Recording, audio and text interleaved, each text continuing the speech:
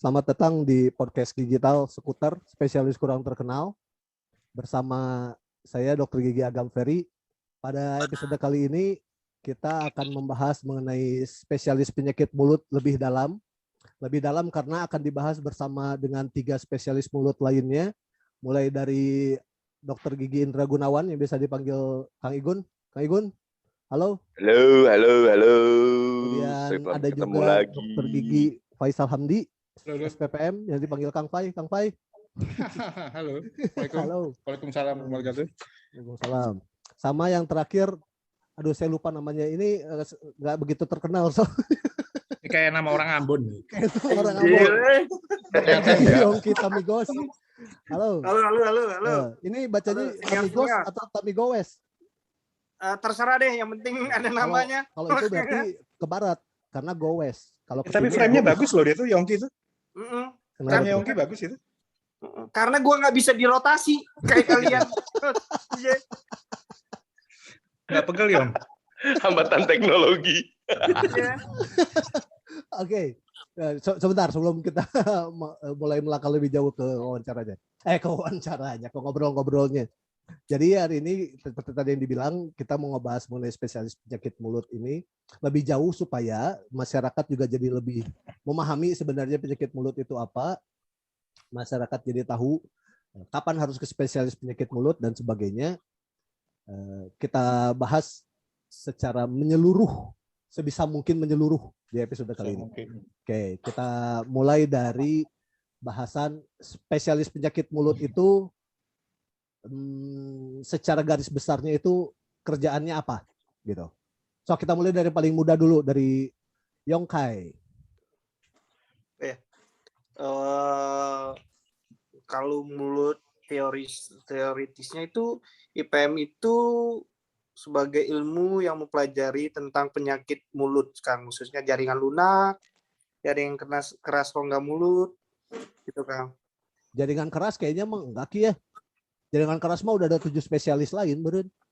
Mungkin. Enggak, yang di rongga mulut kan ada jaringan kerasnya, Kang. Iya. Punten, Kang ya. Ini bukan keras tulang, Kang, ortopedi ya. Tulangnya. Ya, maksudnya kalau masalah gigi ngerapihin udah ada ortodonti. Iya. Gigi anak udah ada SPKGA. Penyakit mulut mah mungkin fokusnya ke jaringan lunak gitu. Ya ada juga kelainan-kelainan tulang kayak yang NJ gitu ya. Ada. Jadi intinya sih kelainan yang mengurus masalah mulut secara keseluruhan, bukan hanya gigi gitu ya. Seperti yang selama ini melekat di masyarakat bahwa dokter gigi itu ngurusnya cuma gigi karena gelarnya dokter gigi. Harusnya gelarnya dokter gigi mulut supaya ngurusinnya juga memperhatikan masalah kesehatan jaringan yang ada di dalam mulut selain gigi gitu ya, karena isinya mulut bukan cuma jaringan keras gigi dan tulang aja, ada jaringan-jaringan lunaknya gitu ya. Oke. Jadi itu tadi bahwa spesialis penyakit mulut ini mengurus kelainan kesehatan rongga mulut selain gigi, meliputi jaringan lunak juga. Kalau menurut Kang Igun ada pendapat lain atau Kang Fai? Ya kalau dari yang saya ketahui sih sebenarnya ya kita akan lebih fokus untuk penyakit mulut itu lebih ke mukosa ya, ke jaringan lunak, baik itu di pipi, lidah, bibir, dasar mulut, langit-langit gitu. Ya itu memang sudah menjadi ranahnya untuk spesialis ilmu penyakit mulut. Yang sampai ya mungkin selama ini para rekan-rekan di yang dokter gigi umum seringkali bukan terlupakan, tetapi memang tidak menjadi konsentrasi dari mereka gitu. Dan inilah hal-hal itu yang kita sekuter spesialis kurang terkenal. Jeng. Bikin jingle-nya. Bikin jingle. Oke. Ya itu tadi ya, memang intinya berarti ke mukosa. Saya dong tanyain. Gimana kalau Kang Fai? Tanyain. Dari tadi nggak ditanyain. Gimana pandangan Kang Fai seputar spesialis penyakit mulut ini? Fokusnya apa atau ada hal lain yang mau dibahas? Silakan, Mangga. Yang dipelajari pada saat pertama kali saya sekolah, kita membicarakan bahwa bahwa spesialis penyakit mulut itu mempelajari tentang berbagai, ini katanya kan penyakit mulut ya, penyakit-penyakit yang ada di wilayah sekitar rongga mulut. Itu kan ceritanya. Hanya sekitar rongga mulut saja, tapi belajarnya setengah mati. Kita belajar harus satu badan, dari ujung kaki sampai ujung rambut harus kita pelajari untuk kemudian kita akhirnya bisa tahu, bisa paham dan bisa menjelaskan ke pasien, oh ini loh penyakitnya dengan idiom seperti ini. Ya, dengan idiom seperti ini, bahwa mulut jendelanya tubuh, di mana kita di situ bisa tahu ada penyakit apa gitu. Yang tahu cuma dokter spesialis penyakit mulut, yang lain nggak tahu. Taunya cuma gigi bau aja. Benar. Kan gitu kan? Itu tadi, karena gelarnya dokter gigi, jadi fokusnya hanya ke gigi. Gitu. Cuma masalahnya, gitu kan, karena gelarnya dokter gigi tadi ini untuk sampai ke masyarakat bias. Kenapa bias? Mereka tetap masih menganggap. Ya, hanya sampai sama kata dokter gigi, oke, ditambahkan kemudian dengan kata spesialis, selesai. Kadang di beberapa masyarakat di daerah-daerah, bukan di Jakarta pun masih. Oke, dianggap bahwa dokter gigi itu adalah langsung spesialis, sudah jadi spesialis. Spesialisnya, ya pasti teman-teman juga pernah ngalamin gitu ya. Ya.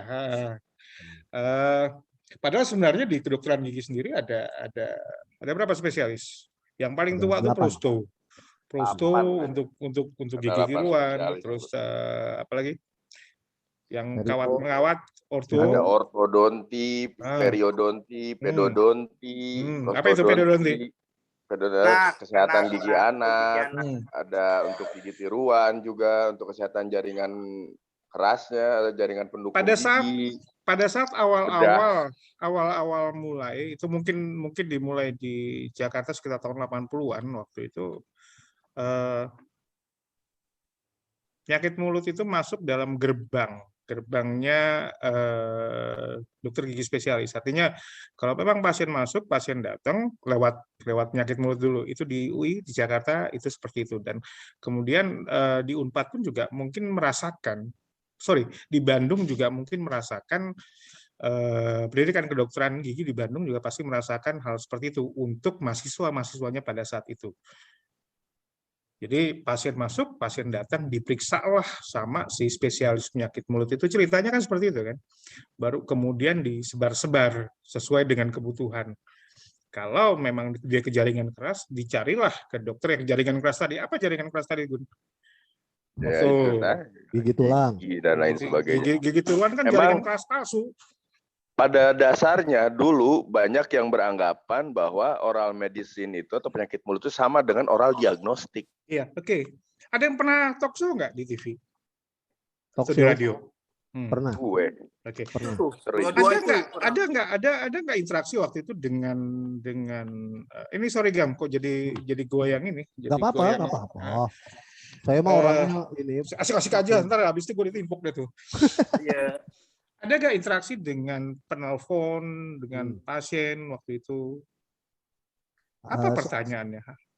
Pertanyaannya, kalau gue waktu itu yang masih gue ingat ya, waktu di Riau TV itu pertanyaannya yang pertama, saya ada sariawan yang nggak sembuh-sembuh. Oke.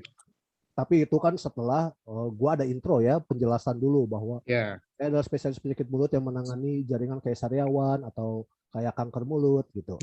Jadi pertanyaan pertama itu. Tapi yang kedua pun ada yang membahas memang gigi saya berlubang gitu, sakit berdenyut lama. Campur jadinya. Bias jadinya. Campur. Bias juga. Nggak bias sebenarnya karena gini, di setiap dokter itu kan punya sebelum praktek dia harus ngurus semua izin-izin kan. Izin-izin kemudian ditagihlah nanti kompetensi dokter itu. Nah, dokter gigi ini semua hampir sebagian besar tetap ditagih kompetensi umumnya dulu. Jadi dengan alasan nanti untuk mouth preparation, misalnya untuk persiapan untuk pembuatan kawat gigi, behel ya, terus untuk mouth preparation untuk gigi tiruan. Nah, penyakit mulut pun juga dapat. Jadi dan ada 2 waktu itu yang diperbolehkan tanpa alasan mouth preparation untuk perawatan gigi pasien ya, kita nggak bicara mulut dulu, itu penyakit mulut dan radiologi, kedokteran gigi. Nah, itu masih diperbolehkan, mungkin rasanya masih sampai sekarang masih diperbolehkan. Jadi salah satu kewenangan si dokter gigi spesialis penyakit mulut itu termasuk salah satunya pekerjaan general practice untuk gigi-gigi. Clear, jelas ya. Dan itu ada SK dari PBPDGI pun ada gitu. Nah, kemudian barulah kemudian kita ditagihkan kompetensi kita, terutama untuk siapa nih? Untuk yang terkait dengan urusan BPJS. Tapi pada saat credentialing dokter spesialis pun kita juga ditanya. Kita dimintakan apa kewenangan kita. Nah, kewenangan kita salah satunya apa? Ya, perawatan, pengobatan, kesehatan penyakit atau ada seputar jaringan lunak. Gitu ya, seputar jaringan lunak. Jadi bicara jaringan lunak, yang paling sering ada itu apa? Sariawan. Yang kalau kita bilang tuh ulkus, ulcerasi dan sebagainya. Ya, kalau bahasa kita, tapi akhirnya yang bahasa yang bisa diterima oleh awam itu kan sariawan. Karena saya pernah pada saat itu di salah satu TV di Jakarta juga masih nanya seperti itu, dan saya jelaskan satu hal, konsepnya menarik, cuma hanya sekedar kita bicara ulcerasi, yang kemudian kalau memang dijelaskan ke bahasa awam itu loh yang kita bilang sariawan.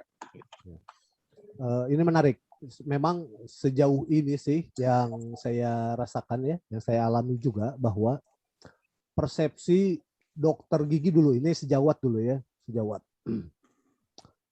Bahkan di kabupaten saya pun ada satu dokter gigi. Kabupaten mana Bang Gam? Orang kampung? Di Siak. Oh, itu pelosok ya? Agak nggak pelosok banget, tetapi kabupaten baru 11 tahun usianya kalau nggak salah ya. 11 tahun. Oh, dia Pemekaran ya? Nah, baru Pemekaran, dia dari Bengkalis. Ada dokter gigi yang juga belum tahu emang ada SPPM gitu. Itu kan jadi sesuatu, kalau buat saya sih itu jadi sesuatu yang miris. Masa sejawat sendiri aja sampai nggak tahu ada spesialis penyakit mulut gitu. Segitu kudetnya kah? Atau memang sounding dari penyakit mulut ini masih kurang gitu. Itu kan harus jadi perhatian sebenarnya. Jadi ngurusin apa? Sariawan ya gitu. Identiknya bahwa penyakit mulut itu hanya sariawan gitu garis besarnya. Padahal itu tadi yang seperti udah disebut sama Kang Fai tadi, bahwa ya kesehatan mulut ini kan terkait dengan kesehatan seluruh tubuh gitu ya. Bahkan istilahnya bahwa penyakit mulut ini adalah physicians of the mouth, dokter mulut malah gitu. Mengesampingkan pergigiannya, jadi memang fokusnya mengesampingkan duitnya. Bukan mengesampingkan duitnya, bukan. Mengesampingkan pergigiannya gitu ya. Jadi ini kalau jadi mengesampingkan perduitan, ntar lu tanya motivasi lagi. Bahaya. Makanya itu sebenarnya nggak apa-apa kalau tanya motivasi, apa sebabnya gitu. Sebab gini, dulu pernah di rumah sakit, saya di rumah sakit. Di waktu itu ada satu kesempatan saya mimpin teman-teman spesialis di sana. Ada satu kawan dari saya nggak usah bilang spesialisnya, dia ngomong dia nggak pede, terus saya bilang tenang aja dok, kita nih biasanya masuk spesialis karena kita unik. Sebab gini, ada berapa bagian-bagian besar spesialistik, dan ada juga bagian bagian minor, dan di mana di situ pun juga tetap pasti ada. Jadi kepeminatan kita itu kan berdasarkan apa ya, perasaan, berdasarkan hati. Sekarang begini aja, waras atau tidak waras ya? Iya, karena begini, ternyata spesialis itu saya pikir waktu itu adalah salah satu ilmu yang tinggi, ternyata enggak. Ilmunya makin sempit. Begitu kita spesialis, ilmunya makin sempit. Halo, lu pada goyang nggak? Ya. Ini menarik soalnya pembahasannya. Iya, nih. karena gini, makin sempit mengerucut. bagus, Jadi bagus. bukannya kita sekolah kita makin tinggi tuh, ilmu kita makin luas, enggak. Ternyata ilmu kita makin bisa spesifik. jujur makin sempit gitu kan. Nah, sekarang balik lagi deh. Tadi ada tuh, siapa tuh yang ngomong tadi masalah motivasi? Kenapa sih lu mau masuk spesialis penyakit mulut pada saat itu? Mau jadi spesialis gitu ya? Apa dasarnya gitu? Mulut. Saya bisa bilang pada saat itu, gue dulu karena asik nih. Habis ini gue mau main game lagi. Penting ya. Bukan, makin cepat makin cepat ngomong, makin pulang gue. Udah pulang, itu udah di rumah, kamu pulang ke mana lagi? Sekarang kondisinya tuh online semua, lu sampai kerja lu aja juga online. Ayo, di rumah pun nggak berasa di rumah. Motivasi. Ya, sok motivasi, naon motivasi. Saya cuma pengen belajar ludah waktu itu. Hanya itu. Kenapa ludah? Maksudnya apa? Apa ludah nih? Apa lu main ludah gitu kan? Begini. Buat lu semua, ngeludah itu pekerjaan jorok. Nah, udah nggak sopan, gitu kan? Yeah. Tapi tahu nggak? Ternyata ada orang-orang atau sekelompok orang yang ternyata untuk meludah, untuk melakukan perbuatan yang tidak sopan tadi itu nggak bisa. Oh, betul. Orang-orang dengan apa itu? Kali motivasinya sama Agam kayak sama mulianya lu. Memang mulia, tapi kebayang nggak bahwa itu adalah komponen-komponen masyarakat yang ternyata terbuang. Yang dulunya pernah kaya tiba-tiba nggak jadi kaya tuh. Semua hak ini kan paradigma kan, yang ada paradigma itu. Kaitannya dengan begini, itu di belakang tuh ada buku apa, Gam? Hostnya pergi. Model doang itu. Lu buka tuh cover doang. Gue baru mau ngomongin itu di belakangnya ada apa itu? Biar kelihatan keren. Enggak bener, dan nggak apa-apa, oke lah, nggak ada masalah, urusan amat. Gam, di belakang lu ada buku apa itu? Di belakang lu ada buku apa? Di belakang dulu dia. Buku cerita anak-anak. Itu di bawah itu kelihatan lo itu. Berat ya yang ini? Enggak itu. Imunologi kedokteran gigi. Oke. Betapa sulitnya mempelajari imunologi. Ternyata yang kita pelajari selama ini dan kita kerjakan selama ini hal-hal yang banyak berhubungan dengan imunologi. Ya, Pan? Coba deh dibalik, berat bener bukunya. Minder ngeliat bukunya. Enggak, saya keganggu gitu. Bukan karena dia itu. Alergi dia. Dia alergi karena dia bahasa laktoferin dulu. Oh, itu butuh waktu 2 tahun itu. Untuk sampai sukses. Dan ternyata sampai sekarang baru dua. Yang satu terakhir 2013 itu orang Brazil. Nah, si laktoferin itu. Nah, ya, ini balik lagi tuh ke buku di belakang, imunologi kedokteran gigi. Saya hilangkan dulu kata kedokteran giginya, kita pakai imunologinya. Imunologi itu apa? Iya, Asmaul Husna. Itu lebih berat lagi. Lu diem, lebih berat lu pasti lagi. nggak akan bisa ngomong. Asmaul Husna. Jadi lu gimana? Gue nyerah. Ya, Asmaul Husna supaya tetap ini hablum minallah dan hablum minannas. Mengesampingkan perduitan tadi, cuy. Iya, nyatanya pada akhirnya emang duitnya jadi kesamping semua. Orang-orang dengan immunological disorder, gangguan imunologik itu bisa berarti dia salah satunya defisiensi imun, defisiensi proteksi imun, gangguan sistem pertahanan tubuh gitu ya. Gangguan sistem pertahanan tubuh. Itu paling indah sekali. Sistem pertahanan tubuh ini udah di seluruh tubuh ada sistem pertahanan dan semuanya terkait, udah langsung bermasalah aja tubuh dan mulut gitu ya. Iya, dan itu ternyata adanya sariawan tadi yang diomongin sariawan itu apa sih? Nah, iya benar. Ini sariawan juga menarik nih. Ternyata sariawan ini dulu kalau saya menyangka hanya sebatas kalau nggak kegigit kekurangan vitamin C gitu ya. Ini paradigma sariawan antara dua itu aja. Ternyata setelah masuk spesialis penyakit mulut ini lebih dari 6 atau 7 penyebab sariawan itu kemungkinan. Itu Kang, balik lagi, maaf dipotong-potong Kang. Gue dulu pertama-tama ditanya tuh sama konsulen tuh. Konsulen apa sih? Ya konsulen. Konsulen apa? Bos kita ya? Iya, salah. Bos kita nggak mungkin namanya itu. Master. Iya.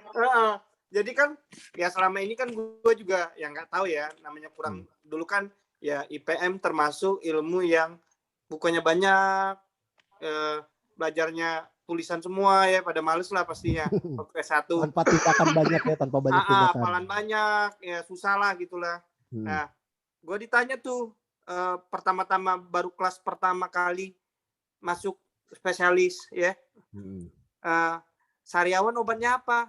Gue jawab vitamin C, kenapa? Emang obatnya apa ya? Enggak lah. Vitamin itu enggak lah, baliknya ke asam folat vitamin B12 Kang. Ya balik lagi setelah karena vitamin C bukan untuk itu. Malu gue mah, selama gue jadi dokter gigi gue kemana aja.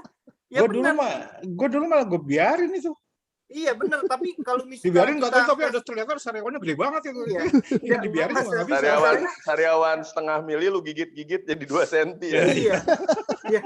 Masalahnya flashback lagi Kang, bukan gua aja rupanya, dari mohon maaf, dari universitas lain pun pasti jawabnya vitamin C. Ki, lo mah baru sebatas ditanya. Gua mah menerbitkan buku bahwa sariawan kekurangan vitamin C.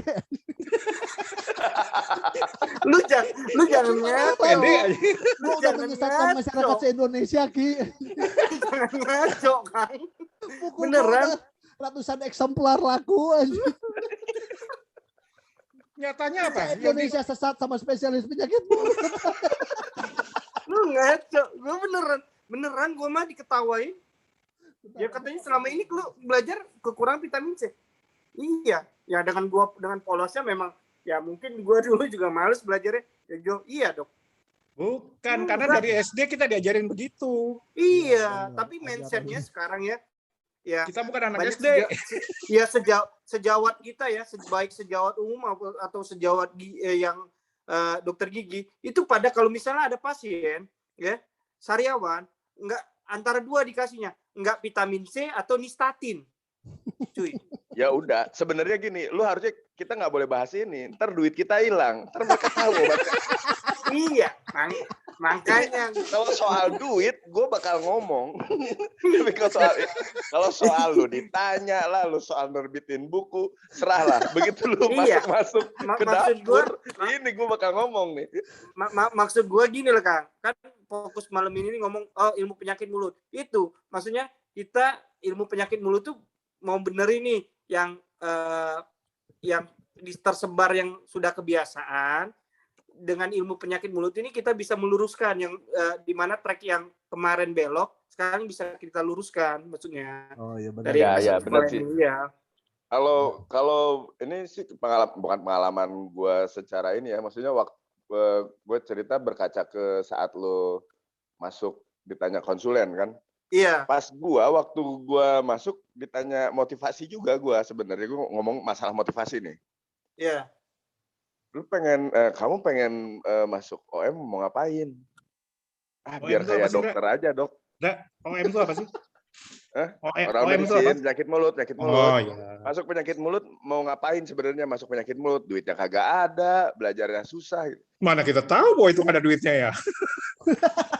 Jawaban gue sih, gue bilang. Ada lah duitnya, ada. Enggak, tapi waktu itu dibilang kayak gitu. Konsulen bilang, ini kan nggak kayak orto, kata pasiennya berjuta-juta duitnya gitu. Ya yang gue jawab, ya karena menurut gue jadi SPPM itu ya jadi dokter. Ada feeling bahwa kalau gue ngambil spesialisasi lain, gue bisa kursus. Iya. Gue mau bikin, ini bukan menjelek-jelekan cabang ilmu lain, cuman pikiran gue saat itu, gue mau prosto, gue tinggal cetak, gue kasih ke lab. Gue mau nambal gigi bagus, gue kursus aja deh. Estetik. Iya. Gue mau orto, banyak tuh kursus-kursus liar di luar. Iya. Saking semangatnya buat bayar kuliah pakai ngerjain pasien orto ya. Enggak sempet Bisa, itu bisa. Ya, bisa. gue kan lama. Banyak Gue kan kagak lulus cuy. Iya, bisa. Tunggu dulu, perhatian. Biar layar pindah ke gue ya. Ya. Ini buku gue ya. Ini ngebahas sariawan. So, anjir. Luar sekolah lagi. Judulnya benar itu. Info sesat. Judulnya benar itu. Lu harus tarik dari peredaran. Itu kalau nyesatin. Judulnya benar itu. Aduh, kacau pisan ya. Gue begitu ditanya waktu itu sama ya salah satu konsulen juga lah. Kita ngebahas sariawan yuk gitu kan.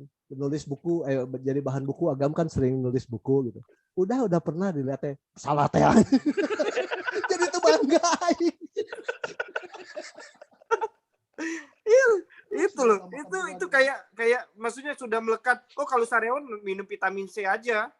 Atau sariawan makan buah aja, anjir. Gue mah sariawan gara-gara panas dalam. Iya, panas dalam. Lah itu kan panas dalam tuh apaan sebenarnya? Emang di badan lo ada kompor. Inner beauty eta teh panas dalam terjemahan Inggris nate. Itu nanti minum teh botol ya. Teh botol cap kaki 9. Yang ada pandanya biar asli. Ya tapi jangankan kan berarti kalau kita ngelihat ke kasus-kasus kayak gitu, jangankan di awam, bahkan kita saat menjadi dokter gigi umum, kita juga memiliki pandangan-pandangan yang salah. Betul. Salah dibilangnya terhadap kondisi-kondisi ya yang kalau bisa dibilang sesederhana sariawan. Ya, gini Gun. Kalau cumanya sedar satu mungkin biasa. Waktu gue belum jadi spesialis juga begitu. Nyata begitu sekolah ketemunya sariawan banyak bener. Nah, ya dan nggak kebayang itu. Nggak kebayang itu. Kalau kita kan sering lihat pasien yang pasien keluhkan sariawan sebetulnya bukan kan? Sariawan banyak tadi apa sih? Ini ngumpul banyak tuh. Apa yang mana? Ini bahasa yang gampang sariawan aja kan? Sariawan iya. Sariawan pasti pasien datanya, oh saya sariawan. Iya, benar. Taunya herpes. Nah, itu. Tunggu. Sebentar. Kita udah agak melenceng terlalu jauh jadi ngebahas sariawan. Kita mau ngebahas soal spesialis ilmu penyakit mulut. Yeah. Nah, oh iya. Jadi kita tahan bahasan sariawan ini buat episode berikutnya mungkin ya, gitu ya, kita khusus membahas sariawan dengan. Jadi sampai mana? Sampai motivasi ya. Etiologi motivasi gitu ya. Ikut sampai IPM, motivasi. Tapi sebelum kita lanjut, kita break dulu sebentar supaya ini bisa dipotong videonya ya. Potongannya bagus gitu ya. Kita bikin di episode lanjutannya. Jadi kita break dulu. Kita kembali setelah yang 4 ini gitu.